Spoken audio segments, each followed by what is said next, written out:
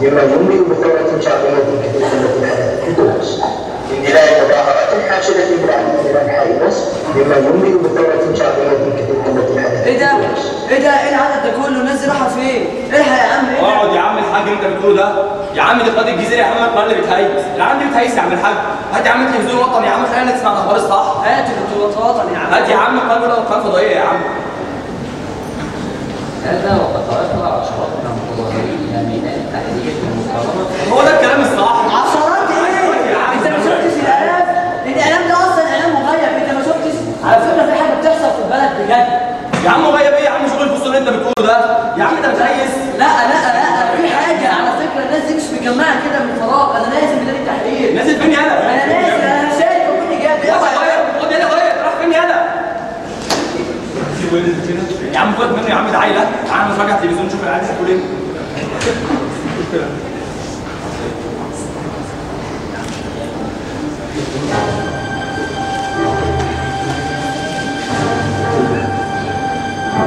أصدر الحاكم العسكري قرارا بحظر التجول بمحافظات القاهرة الكبرى والإسكندرية والسويس من الساعة 6 مساء وحتى الساعة 7 صباحا.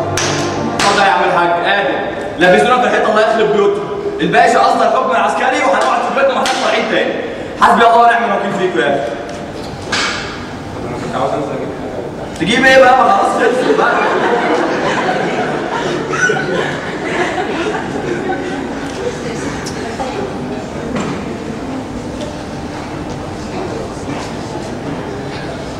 التلفزيون باظ ولا ايه؟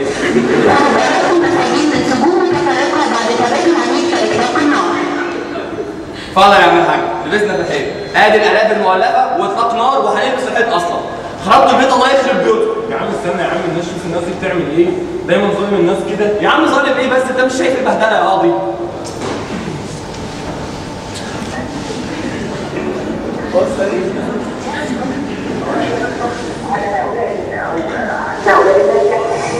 يعني مفيش مشكله يعني ان حد يولع فيه بصراحه. والله عندها حق.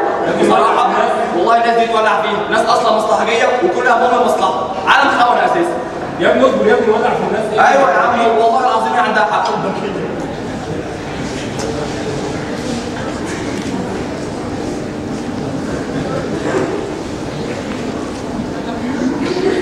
هتقوم يا واد كده تشوف التلفزيون. وبنات وشباب ومخدرات وعلاقات جنسيه. يلا نروح اسمع مني. اتفضل يا عم الحاج. ادي يا عم اللي بيقولوه، ادي يا عم شباب ميدان التحرير يا عم. كنتاكي وشباب وبنات ومخدرات وتيج. اتفضل يا عم، واحنا قاعدين مالناش في الحب جاني. اتفضل يا عم.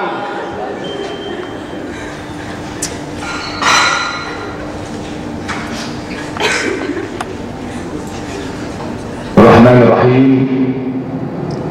أيها المواطنون، في هذه الظروف العصيبة التي تمر بها البلاد، قرر الرئيس محمد حسني مبارك تخليه عن منصب رئيس الجمهورية وكلف المجلس الأعلى للقوات المسلحة بإدارة شؤون البلاد. والله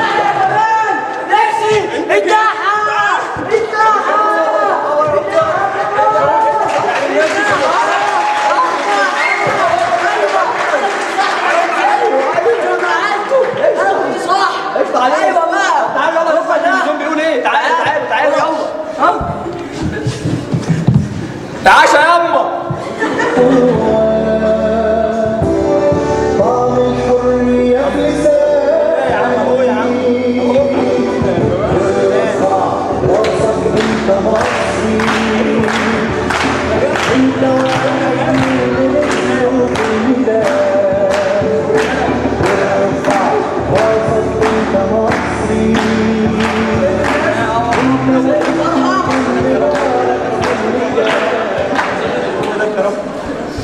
بيزعلوه يا اغبياء. انتوا ازاي سبتوهم ينزلوا التحرير بالسهوله دي؟ ازاي ما خوفتهمش؟ طب تونس وجت فجأة وقلنا احنا ما بنعرفش نغيب. لكن ايه كل مره تطلعوا بهايم كده؟ بهايم وعمك ده قاعد يقول انا مسيطر ومظبط مش هخلي حد ينزل التحرير ودول شويه عيال مفعوصين وفي الاخر ما عرفش يسيطر لي على 2 مفعوصين زيي. انا ايوه يا عم ايوه انت. هو اصلا مش شغال وانا مش شغال من سنه 48 انا رايح منطقتي. بص مش طايقك انت. بص يعني شكلك نيله قوي. حتى تقول لي انا هدمر واقلبها واشعللها في الاخر ولا حاجه واحنا شغالين على الجزء اللي فوق الصعب وسايبين لك الحاجات السهله. شويه عيال ليك كده يعني. لا ده انت في الحديد قوي. ما عرفتش تشتغل انت اخرك تشتغل على شويه عيال كده مش ثوره اللي هم فيه ده مش هيستمر كتير. انا ليا طرقي الخاصه واساليبي وهعرف اطبقها وهتشوف. اجري اجري اجري كده بقى. بص انا اتخنقت منك. اجري قعدت تقول اساليبي. كان فين من الاول دي اساليبك يا فالح؟ طب بص دي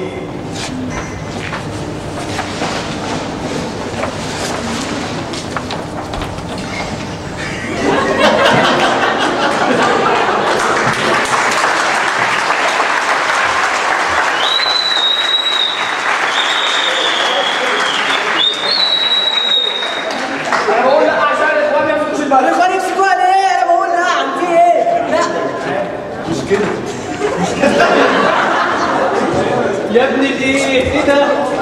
ده انا الخبره كلها يا معلم. لا بجد طلعت عالمي. بصوا عمالين يتخانقوا على نوع ولا لا وانشغلوا عن هدفهم الرئيسي. طب سيبك من دي خالص. بص على دي. اديني.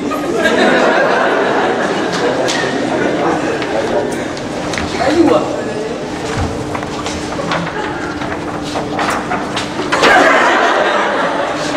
الشعب ده بلد الفلوس بالعصر والبلد دي عسكريه. واحنا لازم ناخد على دماغنا عشان نحترم نفسينا. ايوه يا عم بتتكلم ازاي؟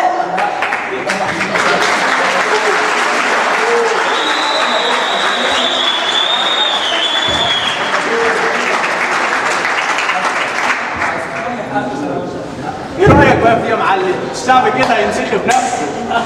حلوه دي زي اول جامد. ايه رايك؟ لا جامد. طب بص دي. اديني بقى.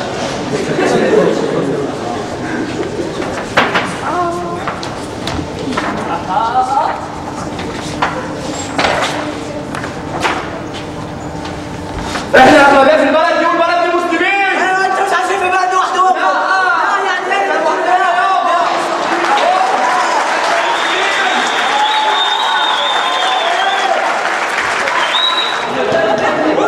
الخبره بقى يا معلم دي هتقلب حرب وفتن ودمار وخراب وسنين على كده بقى يا معلم مولعه.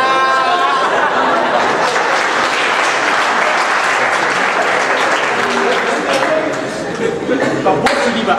دي التوهان كله. تعالى.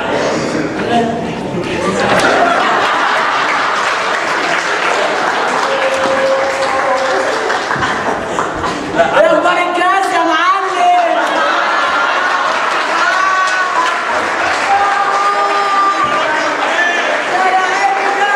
ارجع بقى وخلع.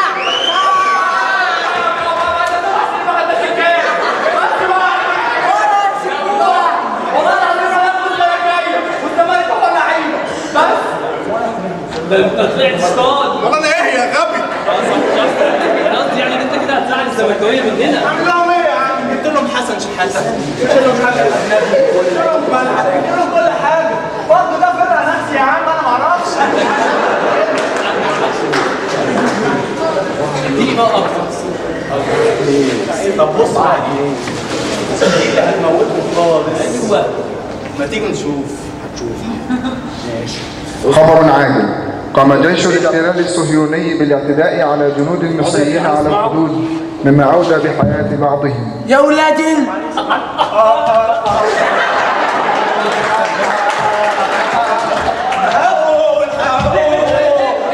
ناس كتير قوي تحت بيتنا. نبأ عاجل. احتشد الآلاف من المتظاهرين أمام مبنى السفارة الإسرائيلية اعتراضا على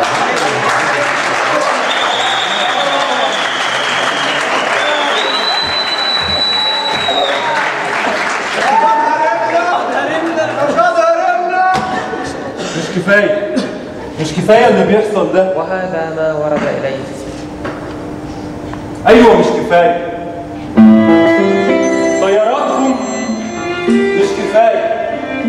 والمدافع مش كفاية، والجنابل والحصار والحرايق والدمار والدموع في عيون الصغار والجناين في القنار مش كفاية ومش حكاية.